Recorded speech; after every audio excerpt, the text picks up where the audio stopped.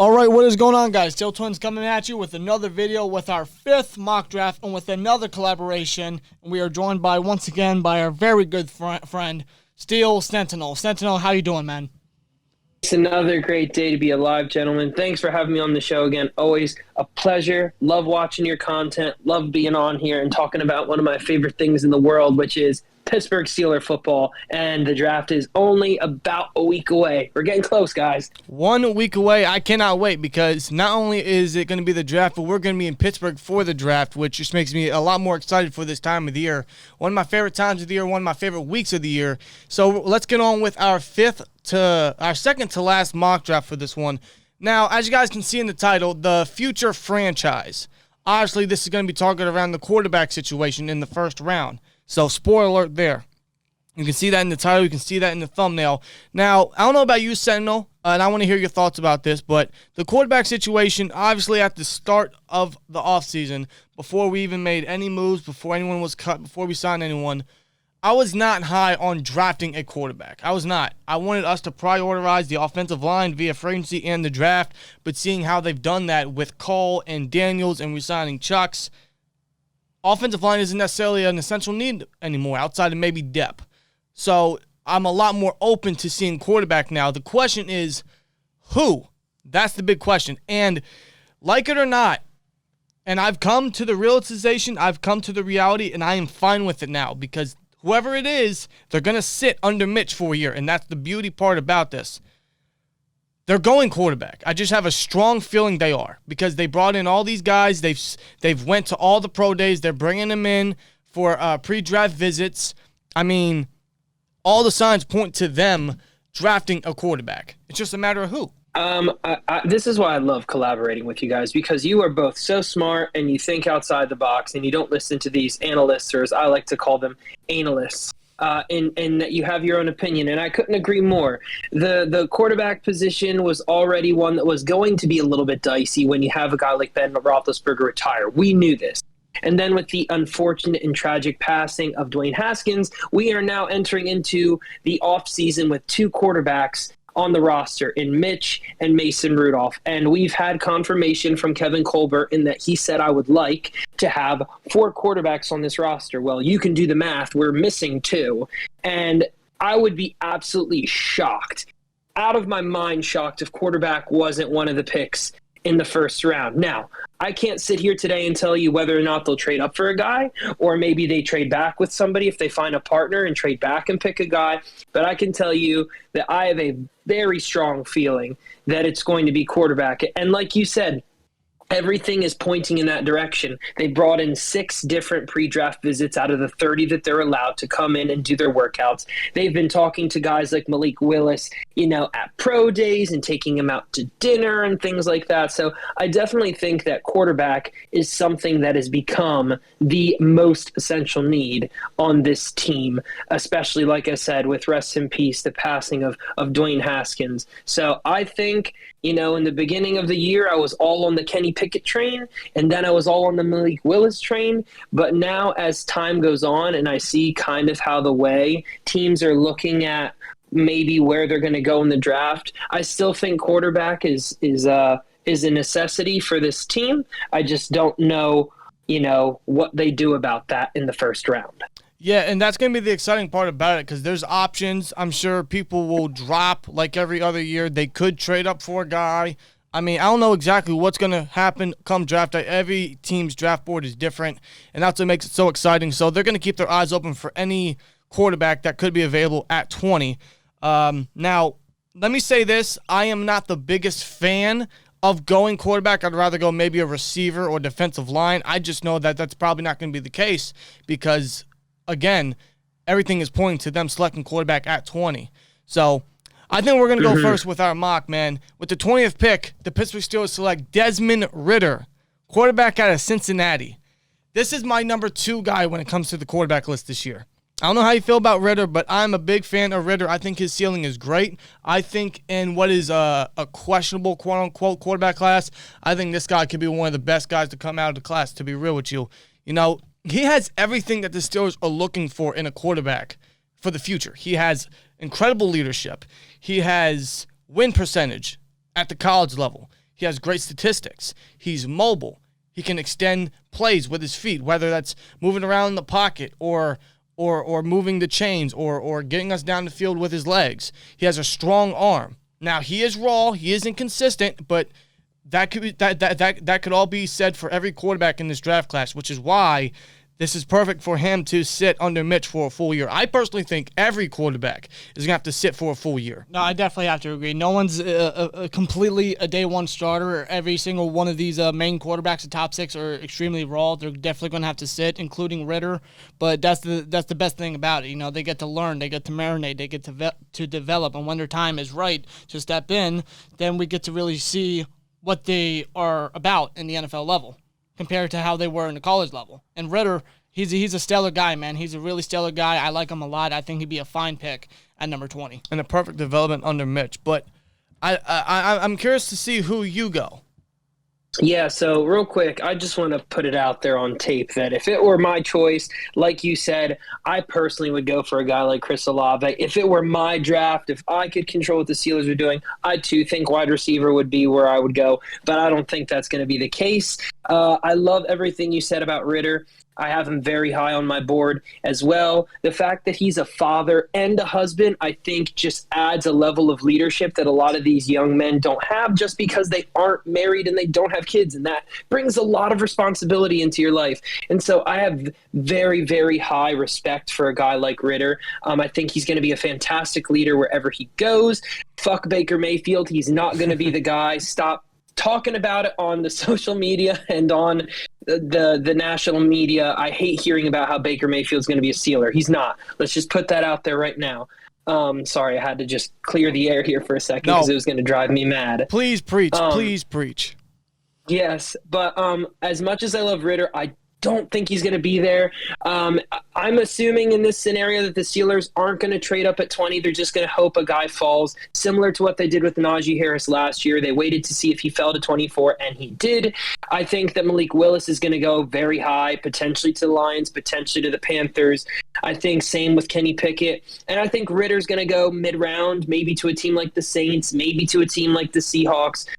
So I have the Steelers taking Matt Corral, quarterback out of Ole Miss. Now, I'm going to be the first to admit I was not the biggest fan of Matt Corral. Good friend of mine, good friend of ours, Steel Jedi, kind of put me back on his tape, and I forced myself to watch it for about 2 hours this weekend, and there's a lot of good to be seen. I think he's the second most mobile quarterback outside of Willis, so if the Steelers truly do want a Matt Canada-style kind of RPO quarterback with mobility, I think Matt Corral would be an amazing option. He's tough as fucking nails. He didn't give up on his team. He played in that bowl game, and I'm a personal trainer by trade. That's what I do.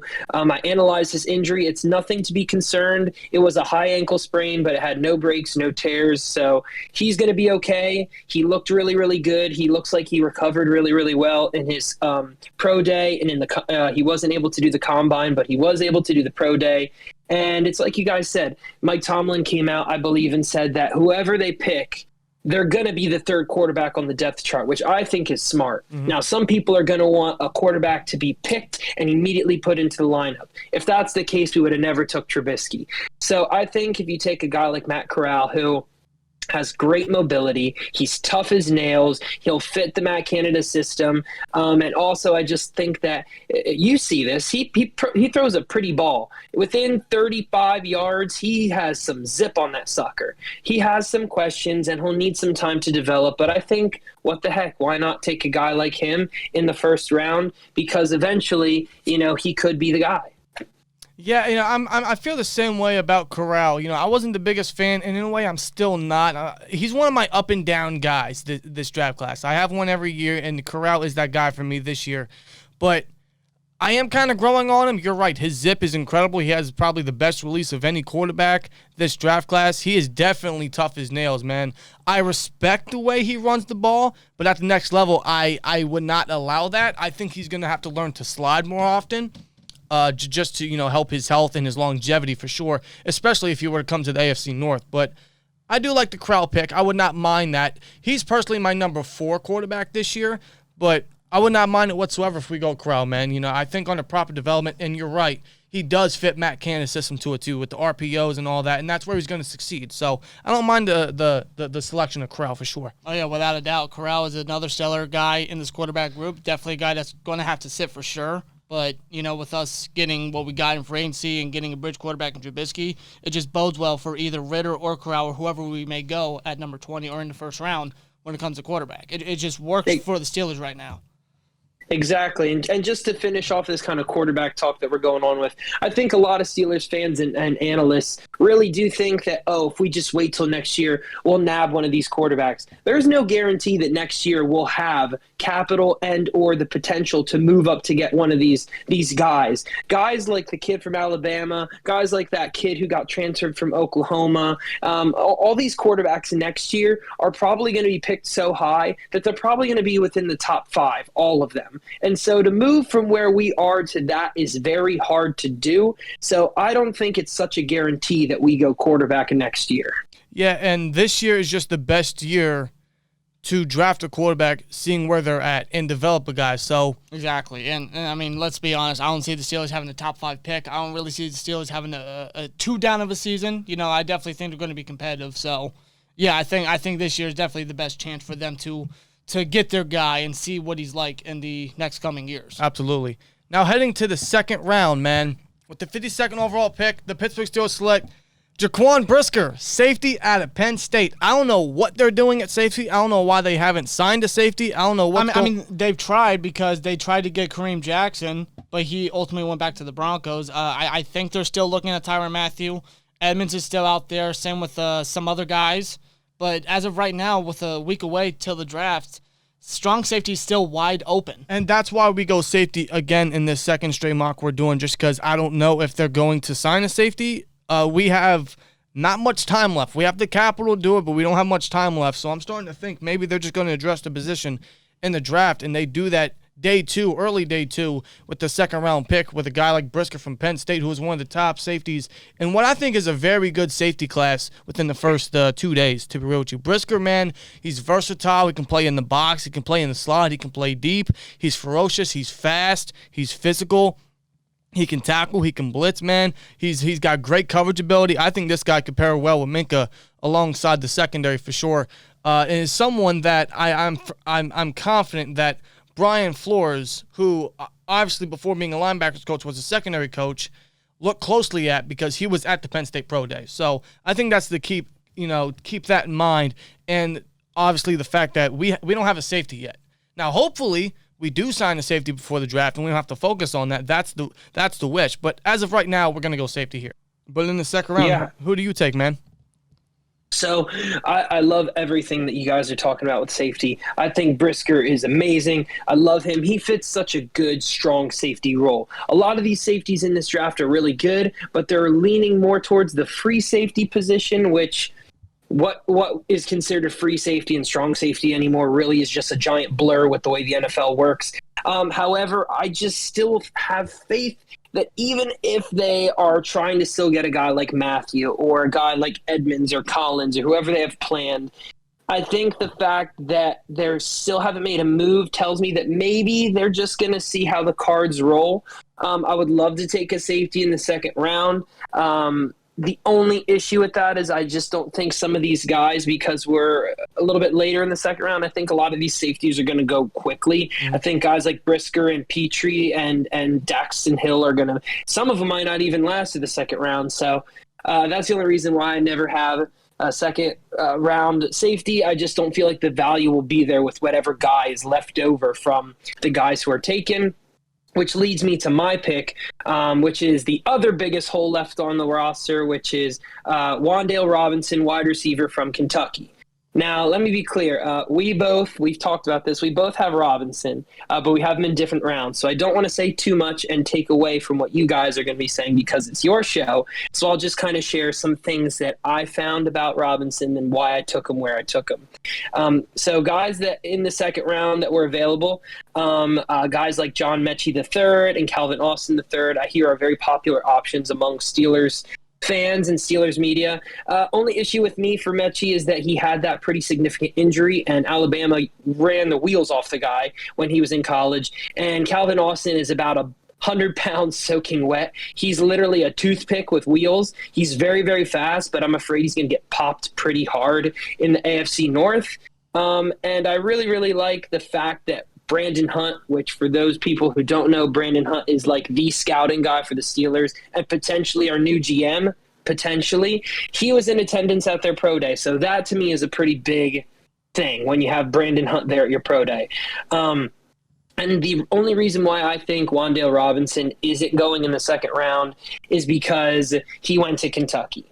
And Kentucky's not the best prospect place for people. I mean, Bud Dupree came out of Kentucky and Benny Snell. Other than that, for the Steelers, there really hasn't been anybody outside of Kentucky we've taken. But if Wan'Dale Robinson went to a team like Alabama or LSU or Clemson, guarantee you he'd be a first-round, second-round prospect. I really, really like him. He's kind of like a running back who plays wide receiver. I think he'd be a great piece for the Matt Canada system. You can send him in motions. You can do jet sweeps, end arounds. He's like Tyreek Hill if you took most of the speed away from Tyreek Hill, if that makes sense. He's shifty. He's not fast, so to speak, but he's shifty. And with Deontay Johnson doing whatever the hell Deontay Johnson's doing, I think it's important to address wide receiver early on. Oh, I agree completely. And everything you said about Wan'Dale, bro, I feel the same way because Wan'Dale he's electric. You know, I think we said in the last mock that after the second or so round, there is a drop in receivers. Wan'Dale, we actually have in the third round. Reason being, I think because of how stacked it is, we could get him in your reasoning for him being at Kentucky. That could cause him to drop because there's not a lot of production coming out of Kentucky. But this guy transfers from Nebraska to Kentucky and absolutely broke out. Over 100 receptions, so you know he has the hands. Like you said, he's shifty, he's speedy, he'd be a phenomenal slot option. He's tough. He's a guy that can get you those quick yards, those quick first downs. And even more because he has great yak ability because of his shiftiness, because of his speed. And I think this guy, man, could be a very dominant target in the slot for sure. Robinson, man, you have him in the second. We have him in the third. So that kind of shares out our third-round pick. Now, who do you have in your third? In my third, I have us going a surprise route here. I actually have the Steelers taking Marcus Jones, cornerback out of Houston. Now, If anybody listening to this hasn't seen any footage on Marcus Jones, I want you to think Mike Hilton. That's who I have Marcus Jones as comped as like his ceiling. He is the definition of an athlete. He's a little bit shorter. He's about 5'9", similar to Mike Hilton on the shorter side. But like I said, he is an athlete. He's played corner slot. He's played wide receiver. He's played kick returner. He's played punt returner. And to be honest with you, we really don't know what's going to happen with Cam Sutton in the future. His contract's up after this year. We don't know what the Steelers are going to do. Is he going to want a lot of money? Are the Steelers not that interested in him? We brought in Mollett, but Mollett's really just a veteran depth piece for cheap. And we had Norwood last year, but he's more of like a natural safety who kind of has like a Swiss Army knife ability to kind of have his own dime packages, but you guys remember last year we suffered in the slot a lot without Mike Hilton there. And I think Marcus Jones would be a fantastic talent that we couldn't pass up on, not to mention the fact that he is one of the Steelers' pre-draft visits. So you don't do that with just anybody. They're definitely looking at him for some reason. And I almost think that maybe Brian Flores, this seems like a Brian Flores type of move where he's interested in this guy. Definitely. Marcus Jones is a very underrated corner in this corner class for sure. The great thing I like about him is he's speedy, he's short, but he's ferocious, man. And he obviously has versatility to him. I wouldn't work him outside, obviously, but he has outside experience in college and did really well. The one thing I like about a guy like Marcus Jones is he absolutely plays until the whistle.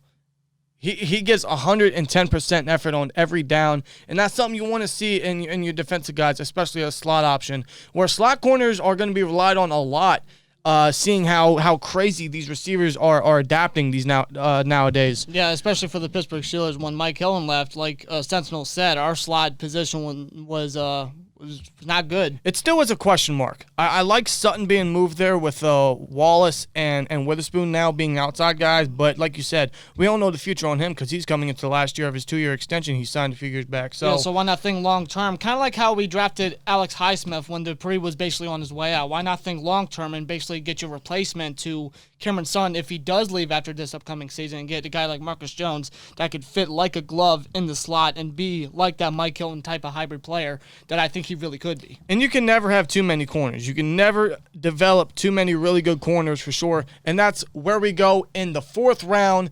We take a page out of your book from the last mock we did. Kobe Bryant, cornerback out of Cincinnati in the 4th round, man. Kobe. We all love Kobe here, and we double dip at Cincinnati just because that's what the Steelers do. They've double dipped at schools the last 4 or 5 years now, so I can see it happening again. And Cincinnati has a lot of great talent coming out of their school this year. And Kobe Bryant, when it comes to the cornerback class this year, he's a guy that really sticks out to me. Like, he's a hell of a player. He was great alongside Sauce Gardner. And I honestly feel like he's one of the best. Another underrated talent in this deep cornerback class. So I like the fact that we both go corners, only obviously different positions. So we both have the same positional value in the same range. So now in the 4th round, where do you go here? So we're going back-to-back defensive back positions. This is where I address the strong safety position. Now, the reason I've waited this late isn't because I don't think there's a problem. I don't think Carl Joseph is going to be the guy. I just think that if the Steelers really do have Terrell Edmonds or Tyrann Mathieu in mind, I still think they're going to wait till maybe after the draft to pick up a guy like that, but I think they still kind of play it safe. And I think that this player has incredible value in the 4th.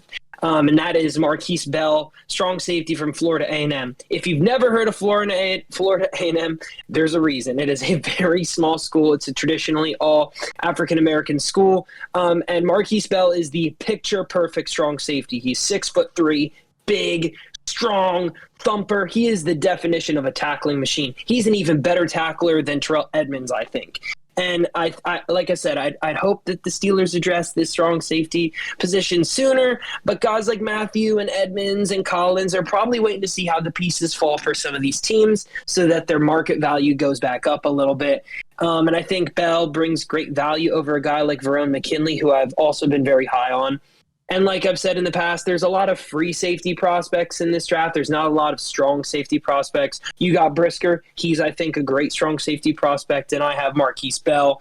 So I think the Steelers take a security blanket. But Marquise Bell, this is a guy who is very, very much under the radar. And I've seen him go as late as the 6th round, even though, again, if it weren't for his school that he went to, he would definitely be like a top 2, 3, 4 round prospect. Yeah, exactly. And but when you see his tape, and I've seen very little of his tape, but I was left incredibly impressed. The way he tackles, the way he just ranges the field, the way he brings effort. I really like this guy. Even if it's just as a depth piece of a potential development, Bell is a guy, like you said, is going under the radar and could be a nice steal some point day 3 for sure. Also, just want to put this out there. If Anthony McFarland wants to give up 26 so Bell can take 26 so we can kind of reuse our Bell jerseys, that'd be very well. I'm just going to put that out there. Nah, that would be very well. But listen, man, this guy could very well be a hidden gem in the mid to late rounds. I really like this guy. I think he's got a ton of upside for sure. Yeah, and it's not a matter of what school they go to or what competition that they're facing. It's just a matter of what they show on the field. And Bell absolutely shows a lot on the field. So props to you for selecting him in the 4th round. Yeah. For sure. And I have to give credit where credit's due. That is a Steel Jedi pick right there. I'd never heard of the guy. He was like, hey, you should look this guy up. And I did, and I love him. But before we continue on to the future rounds, I never do this, but it just felt right. I never really like to induce any kind of trade opportunities. I talked about this last time I was on here. But we've seen the Steelers trade back into rounds where they don't have picks, similar to how we did it with Loudermilk last year. We traded back into the 5th. And I actually have a surprise little trade scenario here. I have the Steelers trading back into the 4th round. I don't know what it would take. I don't know who it'd be with, but it's possible. And I have the Steelers selecting Max Mitchell, offensive tackle from Louisiana. Again, we talked about this on together before we started recording this episode here for your show, but We were talking about, for those listening, how we don't think any position is safe outside of maybe TJ Watt, Minkah Fitzpatrick, Cam Hayward, and Najee Harris. Every other position has to be won in camp and through hard work and hard effort. And just because Dan Moore and Chooks have all these deals and, Chooks just got re-signed, Dan Moore didn't have anybody re-signed, doesn't mean that they're safe at that position. I think Max Mitchell is a great swing tackle prospect. He plays both right and left tackle. I think he could push both of them, both Dan Moore and Chooks Okorafor, to higher levels. And shoot, maybe Max Mitchell even could push one of those guys out of the lineup. It's possible. I mean, look what Kevin Dotson did. Absolutely. I love this selection. Max Mitchell is incredibly underrated. Another guy going under the radar. He'll start out as depth, as a great swing guy, but and that's someone that we need at tackle too, because I think the only depth piece we have at tackle is Joe Haig. That's it. That's about it. And Chaz Green, if you want to add him in there, but that goes to show you the type of depth we have at tackle. It's not good. Right, but Max Mitchell, not only does he bring youth and swing ability, but like you said, he'd be a developmental piece, and definitely, in my personal opinion, would absolutely push Chucks to the limit in terms of getting time on the field or even taking his spot in a year or so, because don't forget, Chucks and his cap hit this year is just 4.3. So if he doesn't improve and he doesn't showcase that he's worth his upcoming cap hit in 2023, we could easily cut ties with him and just run with Mitchell.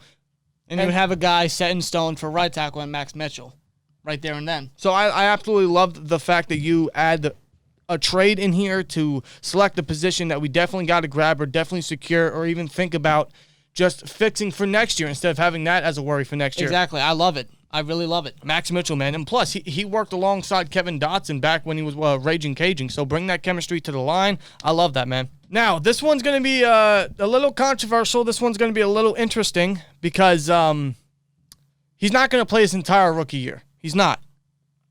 In the 6th round, with the pick we got from the Chiefs, the Pittsburgh Steelers select Damone Clark, linebacker out of LSU. Now, back in March, he did have, spinal fusion surgery. So that basically means he's not going to be playing his entire rookie season. He's basically done.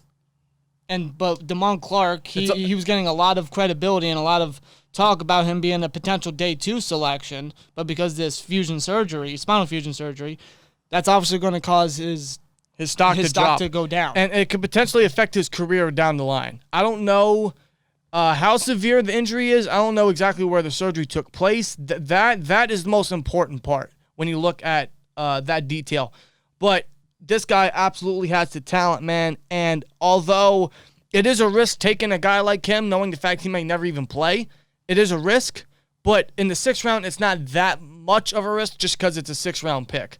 But also, it fills a need at linebacker and could potentially lead you down the road of, let's say Bush doesn't live up to that 1st-round pedigree that, we trade up for.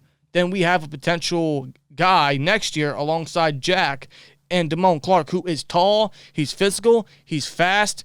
He worked very good at LSU. He can blitz, he can cover. I love this guy's attributes. His injury scares me. His medicals absolutely scare me. But in the 6th round, it's not that bad of a risk, but it does potentially secure a backup plan if Bush does not, live up to expectations this upcoming year. And Damone Clark, with him playing at LSU and playing alongside not only I think it was Patrick Queen, but I think it was also the other linebacker, Devin White. Him playing alongside and behind those guys, that adds some influence, and it helps him a lot to his potential career if he were to fully recover from this, as well as if he were to be drafted. He's got a linebackers coach like Brian Flores to learn under. And a guy like Damone Clark, of his upside, his talent, I mean, that's very promising and very intriguing if we were to get him in the 6th round and him to learn under in his rookie year where he would be out. But that is the concern here. Is not only is he going to have a serious injury that could affect his career, he's not going to play his entire rookie year. But there's that upside and that potential with him coming, fully recovering from his surgery and working under Brian Flores. That's going to be the absolute tellmaker for a guy like Clark being selected is his medicals. The Steelers are going to have to do their complete research on this guy and his surgery and his medicals, and if it clears and they know they could get him at a great level and still potentially work very well at his age, I think he could be a very stellar pick if all works out. which again is a big risk, but not that big of a risk in the 6th round. So who do you select here? So in the 6th round, this is my favorite position in football. I have the Steelers selecting Tyler Algier, running back out of BYU. Now, I think that there is a case to be made that I would love a guy like Connor Hayward. And I don't think Connor Hayward is going to go undrafted, although I've teetered back and forth with, where I could see him being drafted. But I wanted to do something different. I didn't want to bring the same players onto the show for you guys. So I went to another running back who I love extremely, and that's Tyler Algier. He has Mark Ingram-esque potential. When you see, I love his run style. I think it is so AFC North. It is so Pittsburgh Steelers football. And I mean, you tell me, outside of Najee Harris, do either one of you feel safe and secure knowing that we have another RB2 in case injury ever took Najee out, knock on wood? I mean, who do we have behind Najee? Benny Snell, who, I'm sorry, until I see something more than a few Instagram videos about how he's training with Dalvin Cook, I don't necessarily feel the most warm and fuzzy inside about Benny Snell taking over if any injuries were to ensure. Yeah, I mean, our backup running backs are not stellar. No, they're not. No. And I think Anthony McFarland still deserves a legit chance to show that he can use his legitimate speed to be a change of pace guy and to do things Matt Canada does. But I think a guy like Tyler Algier, he could be a rotational guy in goal line packages, someone to help get some of the takes and the carries off of Najee Harris. Similar to what we wanted out of Benny Snell, that's actually who I comp Tyler Algier to. I have his floor being Benny Snell and his ceiling being like a Mark Ingram. He's a very physical. He wants to just abuse you and just wants to bully you. And I really do think that he would be a huge steal in the 6th round. I agree. This guy runs like an absolute truck, like a train, to be real with you. I wish he could be a little faster, although his long speed is very underrated. But he definitely runs like a train. And I love the potential he has. 5'11", 220. That's a big that's like a pit bull running the football. Yeah. And he also has ability to catch the ball, which I think nowadays as a running back too, you need to have that. You need to be able to catch out the backfield, and that's what he also brings to the table. So I like that aspect in him. I also like the aspect in our 7th round pick where we also go the same position, and it is Pure Strong, running back out of South Dakota State. Very similar running back, only a lot faster, a much better blazer in terms of speed. This dude just brings so much explosiveness to the offense in the receiving game. As a running back, he's not easy to take down. Similar to your Tyler pick in the 6th round, man. He's not easy to take down. He's not a guy that's going to go down at first contact. He's hard to bring down. He will create yards for himself, which I think we really need. And Najee showed that a lot last year behind an atrocious offensive line. A horrible offensive line. So seeing that these guys can do the same potentially behind a much better line this year, I think that brings a great aspect to the potential running game we're going to have. Hopefully we can rotate nicely with Najee. Yeah, get some sort of running back by committee, and a guy like Pierre Strong or even Tyler, could be a nice, comp to Najee, to which he desperately needs, because our running back class right now behind him is horrible. Yeah. It's not good. But those are two guys that would bring another dynamic aspect to the offense, a nice change of pace type style, not only as a rushing option, but also as a receiving option, which again, like I said, as a running back too nowadays, you need to have. And those are two guys that bring it for sure. And I think that the Steelers are definitely drafting a running back. I don't know when it's going to be. I'm hearing it could be earlier than we all anticipate. It could be day 3. I'm not for day 3 backs, just seeing our resume, but there's a lot of good day 3 backs this year, so I'm a little more open to it. Yeah. Mm-hmm. Not to mention the fact that both Algier and Pierre Strong were both met with by the Steelers at the senior. I believe it was either the Senior Bowl or it was the Combine. It was one of the two, but we've met with him, so it's a very high probability. Oh, definitely. Who do you go in the 7th round with your first pick in the 7th? So I just want the people at home listening that when you get to this point in the draft, you're pretty much just picking special team people, practice squad people, and like backups. You're not looking for a starter in the 7th round. So that's why with my first pick, I go Neil Farrell Jr., interior defensive lineman from LSU. Steelers, we all know, just sent the house to go see Stingley at the LSU Pro Day. But remember, Farrell was there, so they probably got a good look at him. And I think that he has the potential to be a backup or to maybe even be a rotational type role because we still have question marks. We still don't know really what's going on with Tuitt. And we still don't know the full-time health of Alualu with his surgery and everything that happened. So, like I said last time, Mr. Rooney wants the Steelers to do two things this offseason.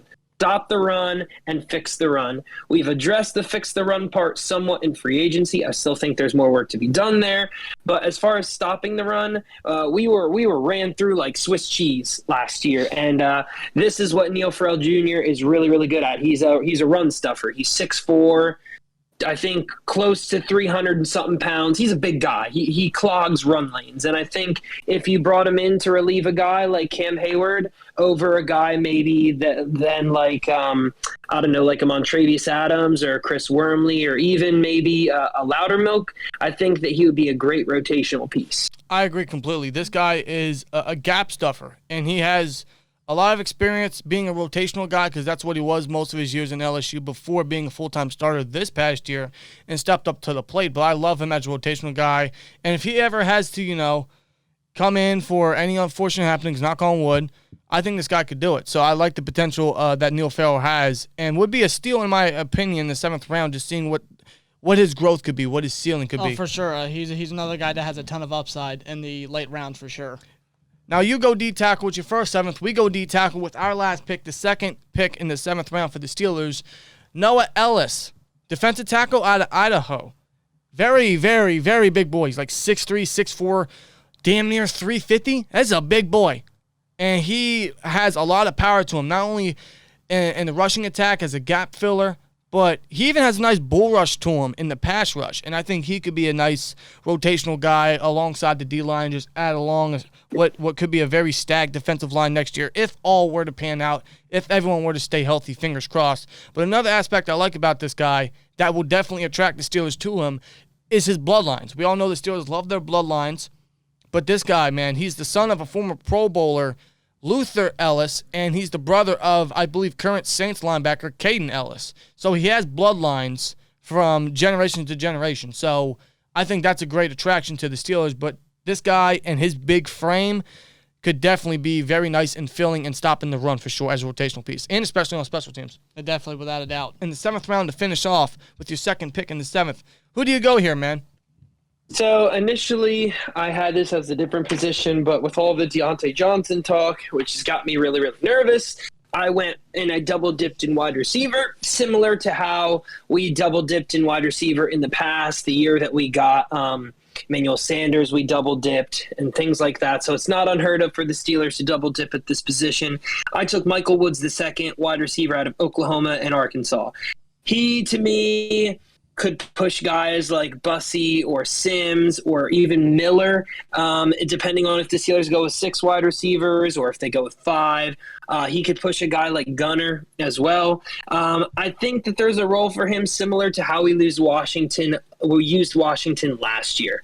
Very specific packages. He has a very pretty go route or a seam route, whatever you want to call it. He's not afraid of contact. He thrives in contact. I actually has his ceiling, or excuse me, his floor as like a James Washington. Very physical receiver, isn't the fastest. He did transfer from Arkansas to Oklahoma. But I really have fallen in love, and he's been my latest draft crush, Michael Woods II. Yeah, I could totally see us double-dipping at receiver. If there's another year for them to do it, it's this year just based on the fact we don't have much depth. We have a lot of question marks when it comes to depth. Guys like you said, Miller and Sims and Bussey or even Olszewski, because I don't know how much of a receiving threat he's going to be. So I could definitely see us double-dipping a receiver. And there's guys like we could get. So I love that aspect of it for sure, man. I've even thought about it in a future mock. That will be determined next week, but I want to thank you for coming on here and sharing another mock, man, for a second straight mock draft video for the Steelers, man. I appreciate it. It's great to get together and just split opinions and share mock drafts and talk about what we love the most, which is the Pittsburgh Steelers, around our favorite time of the year, which is the NFL draft, man. It is 1 week away. I want to thank you. I appreciate you for coming on and just sharing opinions and sharing your mock again, bro. It's always a great time. Can't wait to do it again next year or even a collab throughout the offseason. Absolutely. It's always a pleasure to come on here. And, I love talking Pittsburgh Steelers football, love chatting it up with you guys. If any of you are in the Pittsburgh area, the draft day is a blast, and I think this is the first time that they're doing it since COVID, so highly recommend it. It's a great family event. If you love Pittsburgh Steelers football, there's nothing like standing in the locker room listening to the Steelers announce who one of their new draft picks is going to be. And no matter what ends up happening with the draft, everybody just take a deep breath. The Steelers know what they're doing. Have faith in the Rooneys. Have faith in Coach T. Have faith in the organization. We're gonna be okay. Very, very well said, man. And I can't wait for Pittsburgh next week. I can't wait for the draft. I can't wait to be at the draft party for sure, bro. Everything you said was perfectly put. I can't wait for it, bro. And I appreciate you for coming on. Huge shout out to Steel Sentinel for sharing mock draft once again for a second straight Pittsburgh Steelers mock draft video. Big shout out to you, man. And we will have one final mock draft next week right before the NFL draft. Day one officially comes out, man. I can't believe the draft is here. It might as well be here. We got to wait one more week, but it's here, man. And that's awesome, bro. I don't know about you, but this time absolutely flew. It did. It flew by, but it's coming up, and before we know it, it's gonna be preseason, and then before you know it, it's gonna be opening day. So savor these moments because Pittsburgh Steelers football is on the way, and go Maulers. Eat some pizza. Oh my God, man! Hey, I appreciate you. Huge shout out to you, man. You're more welcome to do the peace outro, bro. Like, comment, subscribe, and we'll see you later. Peace.